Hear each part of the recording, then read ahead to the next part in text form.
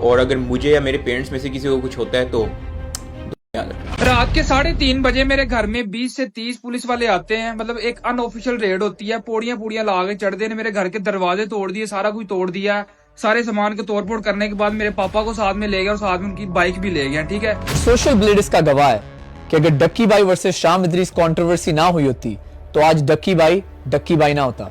लेकिन अब आप सोच रहे होंगे व्हाई आफ्टर 7 इयर्स मैंने उस वक्त क्यों रिप्लाई नहीं दिया, क्योंकि उस वक्त no matter what I said आप लोग इतने ब्रेन वॉश हो चुके थे कि शाम इदरीस आपको एक बहुत बुरा इंसान लगता था। लेकिन in the last 7 years Ducky की असलियत आप सबके सामने खुद ब खुद ही आ गई। आई ऑल्सो लेट एवरीथिंग गो, क्योंकि मैं सोचता था डक्की मैच्योर हो चुका है। जैसे ही वो बड़ा यूट्यूबर बना उसने छोटे यूट्यूबर्स को इंसान समझना ही छोड़ दिया। आज आपको वो बातें पता चलेंगी जो आपने 7 साल में कभी नहीं सुनी। Please make sure to watch this video till the end because all the hypocrisy is going to be exposed today.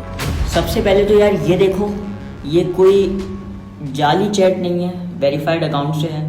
मेरे को एक मैसेज आया, ठीक है, जिसमें मेरे को ये धमकी दी गई कि तुम्हें घर से उठा लिया जाएगा या तुम्हारे खिलाफ साइबर सिक्योरिटी फेक थ्रेट्स बनाई गई। और ऐसा कोई पहली बार तो हुआ नहीं है, ऐसा पहले कितने क्रिएटर्स के साथ हुआ है। और ये तीनों मुझे मारते जा रहे थे और वो वीडियोस बनाते जा रहा था। मुझे माफिया मांगने पे मजबूर किया, झूठी कस्में उठवाने पे मजबूर किया, फलाना फेमस यूट्यूबर तेरा अब्बू है। ये बताया कि शाम एक गुंडा है, वो मुझे उठवा लेगा।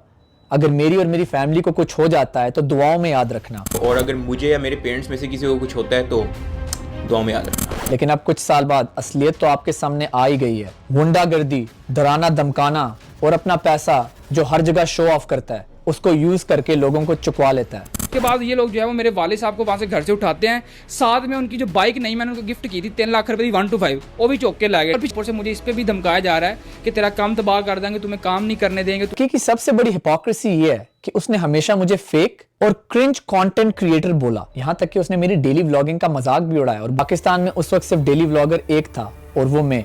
डक्की ने मेरा पत्ता काटा और कुछ अरसे बाद खुद डेली व्लॉगिंग शुरू कर दी। हाँ जी, तो भाई व्लॉग बना रहा है आपका भाई। यार मैं तुम लोगों को बता रहा हूँ, मेन चैनल पे जो है ना इनएक्टिव रहना मुझे पसंद नहीं है। तो मैंने सोचा कि जब रोस्टिंग किसी की बुन लेने का नहीं अगर मौका मिल रहा तो फिर व्लॉग ही बना ले। और फिर जो कंटेंट खुद उसने डेली व्लॉगिंग में बनाया वो तो आप सब बहुत अच्छे तरीके से जानते हैं। हाँ विवाह, शाम इदरीस को तो सब जानते हैं। आज से 7 साल पहले शाम इदरीस और डक्की भाई में बहुत ज़्यादा ही लड़ाई आगे बढ़ गई थी। दोनों ने एक दूसरे को बहुत ज़्यादा ही धमकियाँ दी थी, जिस पर वीडियोस भी बहुत ज़्यादा ही बनी थी। सोशल मीडिया पे इन दोनों की लड़ाई जो है बहुत ज़्यादा फेमस हो गई थी।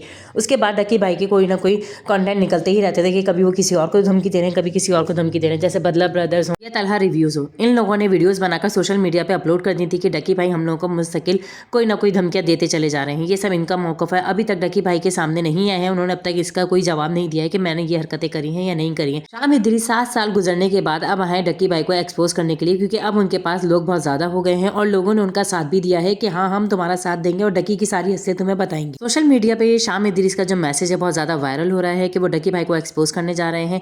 अभी तक डक्की भाई का कोई रिप्लाई नहीं आया है। देखते हैं डक्की भाई इस बारे में क्या कहना चाहते हैं और वो क्या कहेंगे कि मैंने ये सब हरकतें करी थी या नहीं करती, या वो उस वक्त सच थे या वो इस वक्त सच थे। ये सारी बातें अब आपके सामने आएंगी।